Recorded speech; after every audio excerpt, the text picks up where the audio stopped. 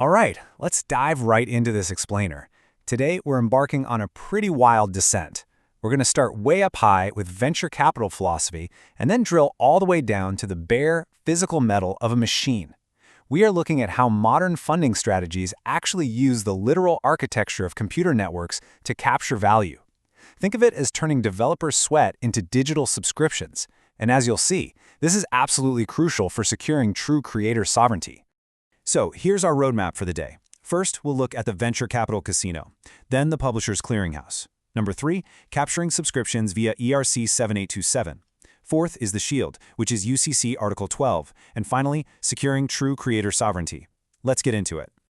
Section 1. The venture capital casino versus the vineyard. To really understand this new architectural solution, we gotta look at the massive paradigm clash happening right now in startup funding. Because honestly, the way innovation is funded completely dictates how it gets built. On one side, our sources identify what they call liquidator VC. Think of this like a Las Vegas casino floor. It's an extractive model. They are obsessed with quick multiples, placing rapid bets on short-term hype cycles and kind of treating founders like disposable lottery tickets. But directly opposing that, we're seeing a shift toward a sustainable, 10-year compounding infrastructure. This is the legitimacy VC vineyard. It acts more like a venture architecture lab, meticulously planting seeds and weathering the seasons for a sustainable yield. If you've ever felt totally burned out by the typical startup grind, yeah, you've probably been caught in that casino. Just listen to this quote straight from our sources. They don't really care if the horse is killed, as long as there is one winning. I mean, wow, that brutally illustrates the collateral damage of forcing unnatural scale, doesn't it? It leaves this massive wake of burned-out creators, totally disrupted markets, and just completely wasted capital. That extractive layer, it's fundamentally unsustainable. Section 2. The Publisher's Clearinghouse. So how does a legitimacy VC actually operate to build this vineyard instead of falling into the casino trap? Well, they rethink their role entirely. It's actually fascinating how perfectly the 1953 Publisher's Clearinghouse direct mail model maps onto modern Web3 venture capital.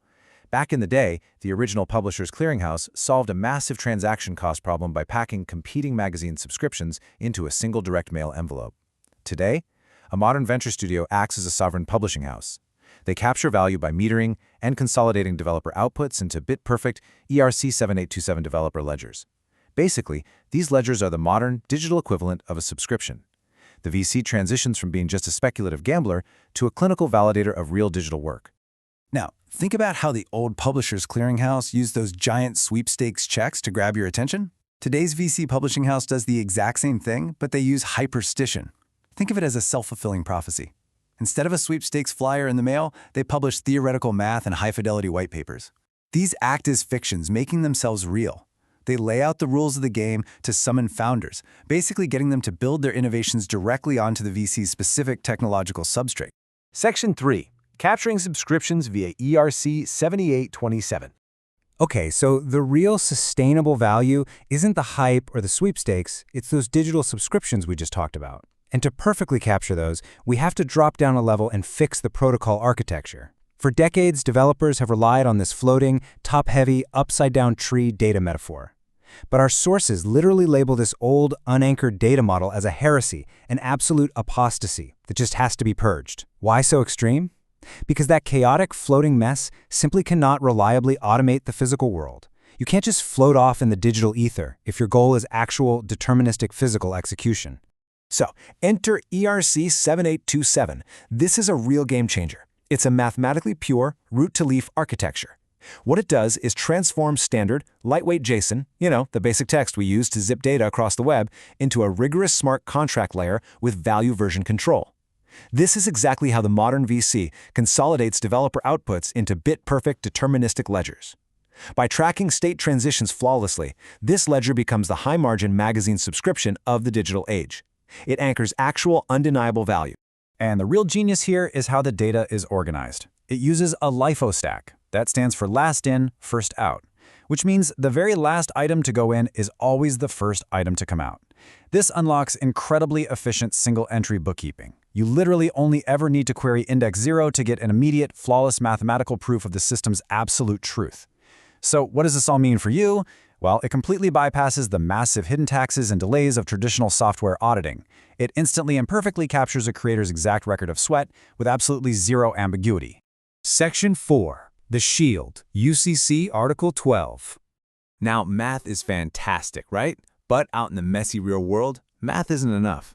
We need a legally engineered protective shell to make sure this new system actually survives the harsh realities of commerce. Historically, lenders perfected a security interest just by filing a UCC1 paper statement. But with digital assets, a piece of paper doesn't mean much if a hacker can just transfer the asset away. Thankfully, New York law has modernized to recognize this massive shift. The crucial punchline regarding New York's enactment of the new Uniform Commercial Code amendments is simply this: control beats filing. In the digital realm, whoever holds the cryptographic keys holds the true power. Under UCC Article 1.2, these ERC 7827 ledgers we've been geeking out over are officially treated as controllable electronic records, or CERs. This means whoever holds the technological control literally leapfrogs priority over traditional paper UCC1 filings. Control becomes the functional equivalent of possession. This is massive. It brilliantly anchors our technical architecture right into the legal world, actively shielding your open-source ecosystem and keeping it completely safe from corporate lock-in or hostile takeovers. Section 5. Securing True Creator Sovereignty. Let's see how this legal shield and pure math move into reality to completely bypass centralized gatekeepers. We're taking the theories and going straight to the metal. A validated digital truth trickles down through these precise steps, crossing what the sources call a semiotic bridge. First, it abstracts intent to plain text. Then, it verifies that LIFO state change we talked about. Next, it bypasses those heavy, chaotic smart contracts using a simple HTTP 402 webhook, which is basically just a digital demand for a cryptographic receipt. And once that's verified, it literally shoots electricity out of the GPIO pins on a little Raspberry Pi sitting inside a physical robot on your desk. Pure, legally shielded mathematical logic seamlessly translates into actual, physical, electrical signals. Mind-blowing, right? And here is the incredible aha moment that illustrates the inventor's ultimate mandate.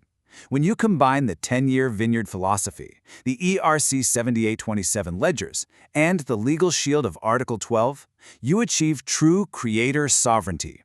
We ensure open-source code remains completely free to learn from, while strictly enforcing commercial royalties so founders are kept firmly in the driver's seat. It's exactly like the music publishing model. Radio play is free for listeners to enjoy, but the songwriters get paid on the back end for massive commercial use. Consumers zero cost, author opt-in for revenue. So we've seen how the publisher's clearinghouse model fundamentally rewires value capture, right? It turns chaotic developer outputs into a deterministic, legally protected reality. The ground is literally shifting beneath our feet right now, leaving you with a critical choice. Will you gamble your sweat in the fast, extractive, disposable casino, or will you plant your seeds in the mathematically sound, compounding vineyard? The future of how we innovate is completely waiting for your answer. Thanks for joining me on this explainer today, and keep building.